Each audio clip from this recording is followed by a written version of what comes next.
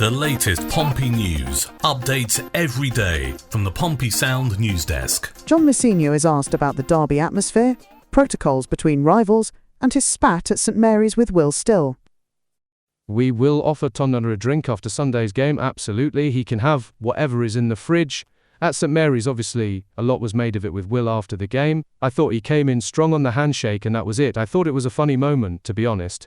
I spoke to the media after the game about what both sets of fans would expect from their players, from the staff. But, ultimately, we are not friends. We're there to try to win a game. We're not there to make friends with anyone. I've had a few arguments with managers which haven't been highlighted. I've had some really strong words.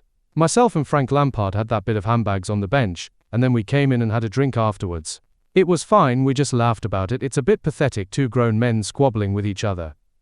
That happens a lot on the touchline. Sometimes it spills over, and sometimes there's a bit of tension in the tunnel afterwards and people don't go in for a drink. Sometimes it's absolutely fine. You shake hands, laugh and move on. Will didn't offer me a drink. It was left at that. We will always go in if we get invited. We didn't get invited that day. That's fine. Whether we win, lose or draw, if the opposition coaching staff invite us in, we'll go in. We always invite people in to fratten. At St Mary's, we set up to try to not let Southampton get a foothold in the game, and we did that really well after 3 or 4 minutes. We were dominant in the first half, so naturally the atmosphere dropped. It became a bit more difficult for us in the second half, but I suppose a drab 0-0 away from home with the pressure of that first South Coast derby wasn't a terrible result for us. I expect it to be a different game on Sunday. There have been some really special Fratton Park nights. We've had it time and time again over the 3 years we've been here. There have been some really special Fratton Park nights. Some really stand out. The evening game we had against Bolton in the first season. And then, the one in the promotion-winning season, the night we beat Barnsley to win League One. When we beat Oxford with Christian Sadi's goal, March 2024. While there were so many last year because the home form was so good and our away form was pretty poor. It has probably been slightly more difficult this year, because we've not been quite as free-flowing and high-scoring as last season, but we've still had some incredible atmospheres at home. As always, very interesting. And of course, Will Still lasted at Southampton about as long as his handshake with John MOUSINHO after that game. And I'm lucky enough to have been invited for a drink after a game, two of us from Pompey Sound, by John MOUSINHO. And yes, there is a very well-stocked fridge. And he perches himself on his desk and says, help yourself to everybody. And he sees people in a routine order of events. He does the press because he has those media commitments. He's always asked the same questions by journalists week after week. If Pompey win, John, you must be very pleased. 3 changes, what was the thinking there? If Pompey lose, John, you must be very disappointed. 2 changes, what was the thinking there? And he grins and bears it, and he does all that. And then he meets with his coaching staff in private. And they go into a huddle in John's office. And yeah, I should think it's help yourself, anything you want from the fridge. And they discuss the last 90 minutes whilst it's still raw in their mind. And then finally, it's friends and family. And we qualified somewhere along the line as friends and family. So in we went. And it was fascinating. John was engaging, cheerful, articulate, very, very friendly, slapping people on the back and swigging. I think it looked like a bottle of Italian beer. Might have been a Peroni. If so, he's got good taste. And we fell in with Andy Cullen, actually, funnily enough, and we had a good natter with him. Found out that his background isn't far away from what was going on in John's office, which was necking some beer, because I didn't know. Andy Cullen used to be a senior executive at a brewery in Norwich, and that was how come he shook hands with Delia Smith and eased himself sideways into the world of football. So there was some good chatting going on. Very little of it was about football. I did notice that Andy Cullen was drinking Diet Coke, which of course is sensible. I was getting the train home, so I wasn't drinking Diet Coke. But yeah, help yourself to whatever's in the fridge. John MOUSINHO gets it right at every twist and turn. We'll hear a little bit more about Frank Lampard's behaviour later in this bulletin. But once again, it's feather in the cap and hands off. Hats off. Well, hats off and hands off our manager. If you're thinking about giving him a call, the Big Six, for a couple of seasons at least. Hopefully. The football news agency The 72 asked its chief correspondents for their forecast of Sunday's game. Here's their verdicts. James Ray says, "I won't be alone in hoping this edition of the South Coast Derby has more to offer than the first. It was a pretty dull match to watch given the pre-game excitement over the long-awaited return of a brilliant rivalry. A lot has changed since then too, especially at Southampton. Tonda Eckert will be keen to express the importance of this game to his players as it looked a little lost on them last time out, but the rookie manager's lack of experience could be a factor to consider. MOUSINHO still has Portsmouth supporters firmly on his side, and 2 positive results in quick succession has boosted the mood despite their peril. As their arch-rivals arrive at Fratton Park, Pompey will look to bring the crowd into the game quickly and start fast. There's no hiding that Southampton have the advantage in terms of quality. However, with the home faithful behind them and some solid results over the past week, I just wonder whether Portsmouth might claim a huge win over their biggest foes.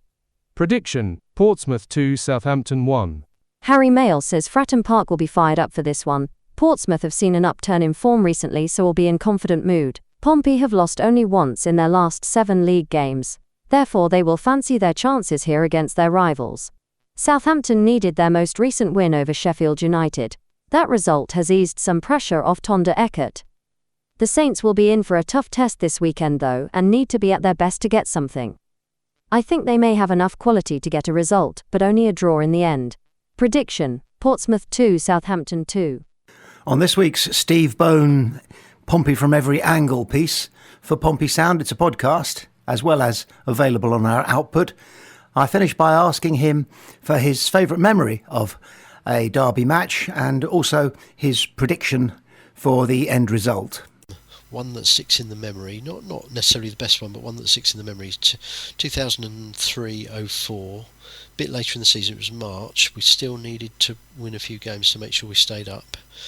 Home to Southampton, it was before the Milton end had a roof. There was a hailstorm before kick-off and all the Southampton fans got hailstones battering them, which was very funny. And Yakubu scored the winner in front of the Fratton end, swept one in from about 5 yards. Steve Stone's cross, I think, second half. So Steve Stone. Let's have Colby sweeping in across from surprise substitute Callum Lang in the second half. How's that? Now you are out on a limb, aren't you? I'm getting carried away now. You are. Because you said I know what I'm talking about. Oh, we're off to see the wizard here. Brilliant. Okay, Steve, as ever, thank you so much for everything. Fingers crossed for Sunday. And everything crossed. Talk soon. Look forward to it. And you can listen to the whole of Steve's podcast every week by going to Pompey Sound Podcast on your podcast provider, or you can pick him up sporadically here, there and everywhere on Pompey Sound's regular output digitally, or also on smart speaker if you've got an Alexa. Excuse me, still got that tickle. And Steve's prediction, really worth noting, 1-0 Pompey and Bishop to score. The Football Association has today published its findings after an investigation into what was described as an incident when Southampton played Coventry City 5 days before Christmas last year. The 16-page report found that players and representatives of the clubs were guilty of inappropriate behaviour and fined Southampton £22,000 and Coventry £30,000. The incident, described in the press as a melee, went off moments after a Coventry player received a red card for a bad foul. Southampton had delivered a set of written responses to the allegations against them, including an acceptance of the basic charges, but requested a personal hearing. Coventry accepted the charges but offered no apologies or explanation, and refused to attend the hearing. The FA heard from 4 Southampton players, who claim that the Coventry head coach Frank Lampard triggered the animosity by fist-pumping in the direction of Southampton fans, and in so doing, leaving his technical area and entering the pitch where, Southampton argued, several Southampton players rebuked him for his behaviour. Southampton alleged that Lampard's response to the players asking him to calm down was insulting. The hearing also took into account Coventry's recent record of inappropriate behaviour, in particular 3 recent occasions when they were fined. So I wouldn't say the sending off happened just before the final whistle.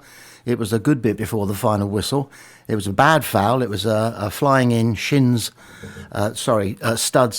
up into the shins tackle. It was a straight red card, and obviously it inflamed tempers, and the Southampton fans gave the player a lot of stick, and Lampard might have argued, if he'd attended the hearing, that he was only sticking up for his own colleagues.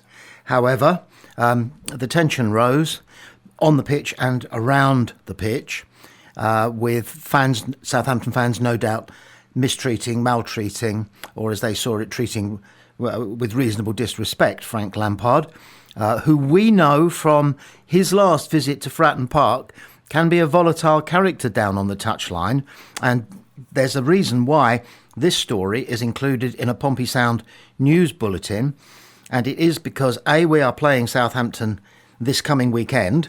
Whether or not they're in the slightest affected by this finding and the fine, it's very highly unlikely, but there is a wider reason why it makes it to the Pompey Sound news bulletin. But just going back to the incident itself, it seems that Frank Lampard was generally accepted by the hearing, the Football Association, as being the main trigger of the whole thing. By at the final whistle, Coventry had nicked a point, by the way, but the fans were still livid of rubbing the fans' noses in the fact that they'd lost 2 points.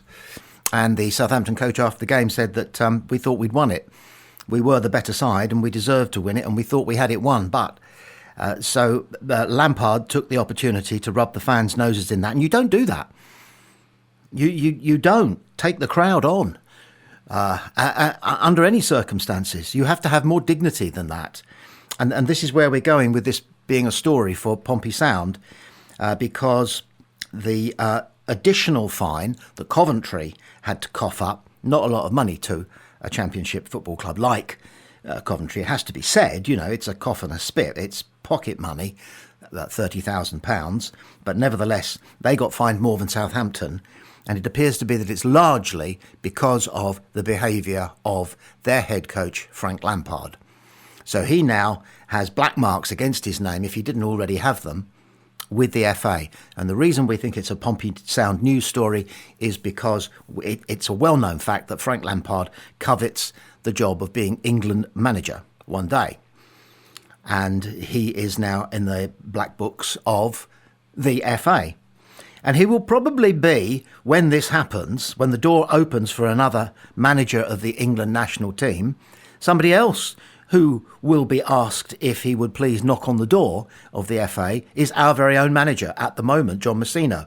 It's almost certain that he will be inquired of maybe 5, 8, 10 years down the road, okay, provided he continues to show the impressive level of management skills which he's got coming out of his ears, and he keeps his nose clean with the FA. Even when he was losing players to international duty who weren't even playing and were coming back injured, he defended the whole notion of international football to the hilt. Whether or not that is what he believed at the time isn't here or there. What is here or there is the fact that he will have had a feather put in his cap by the FA for doing that. So as a result of this hearing, and as a result of their FA's judgment that Coventry were more to blame than Southampton, and that their manager, Frank Lampard, was more to blame than anybody else for the fracas, the melee, or the incident, or the episode, as it's anodyne referred to by the Football Association, means that if it was a two-horse race between Lampard and our boy for the England manager's job, our boy wins. And it's not a photo. It's by 10 lengths.